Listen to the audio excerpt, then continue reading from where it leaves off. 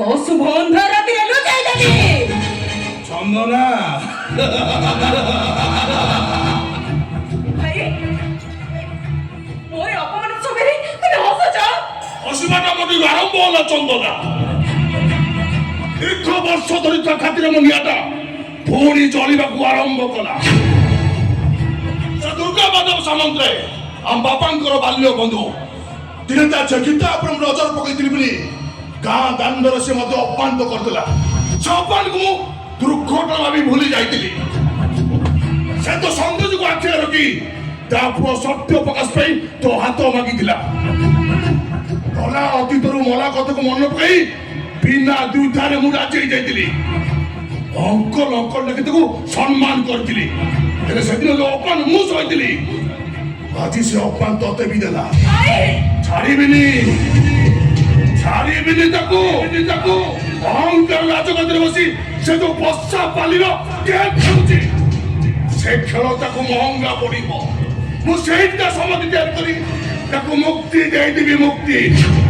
ସେ ପାଲିରେ ତାର କଚ୍ଛେପ ବାହାର ପଡିବନି ମୋର ପଡିବ କଚ୍ଛେପ ବାହାର କାହିଁକି ନା ମୁଁ ନାଗେଶ୍ୱର ଚମ୍ପତି ରାୟ ଗୌରବ ନାଗା ମୋ ବିରୁଦ୍ଧରେ ଯାଏ ମୁଁ ତାକୁ କରିଦିଏ ଅଭାଗ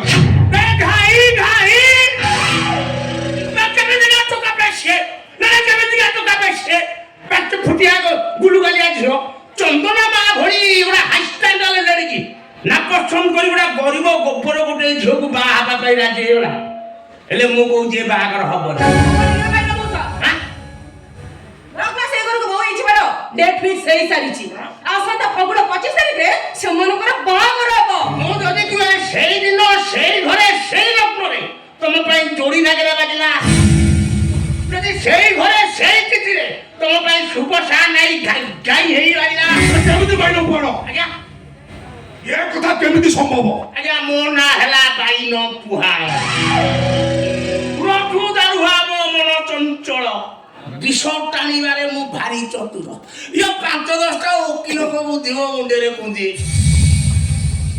ଯୋଉଠି ବେଦୀ ଉପରୁ ବାଳ ଉଠି ଯାଉଛି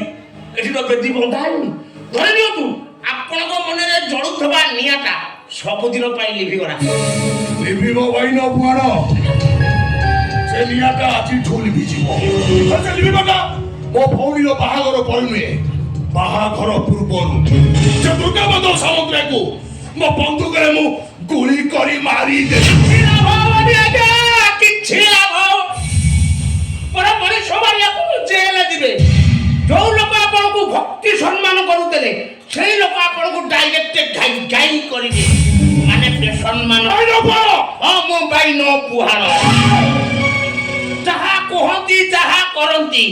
ଭାବି ଚିନ୍ତି କରନ୍ତି ଶୁଣ ଭାଇ ମଶା ଓ ଅଧୁରା ସ୍ୱପ୍ନକୁ ମୁଁ ନିଶ୍ଚୟ ପୂରଣ କରିବି ଆଉ ଦରକାର ପଡ଼ିଲେ ସେ ବାଷ୍ଟର୍ଡ ସତ୍ୟ ପ୍ରକାଶ ତମ ମର୍ଡର କରିବି ସେଇଆ ହବ ରେ ମା ସେଇଆ ହବ ମଣିଷ ମାରି ନାଗେଶ୍ୱର ବାବୁକୁ ଯୋଉ ଦଶା ଭୋଗିବାକୁ ପଡ଼ିଥାନ୍ତା ତମକୁ ଠିକ ସେଇ ଦଶା ଭୋଗିବାକୁ ପଡ଼ିବ ତାପରେ